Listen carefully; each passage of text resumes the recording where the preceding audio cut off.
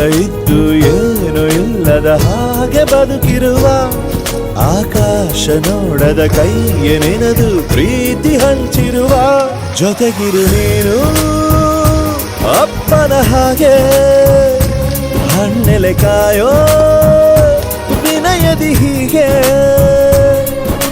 ನಿನ್ನನು ಪಡೆದ ನಾವು ಪುನೀತ ಬಾಳು ನಗು ನಗುತ್ತ ಬೊಂಬೆ ಹೇಳುತ್ತೈತೆ ಮತ್ತೆ ಹೇಳುತ್ತೈತೆ ನೀನೇ ರಾಜಕುಮಾರ.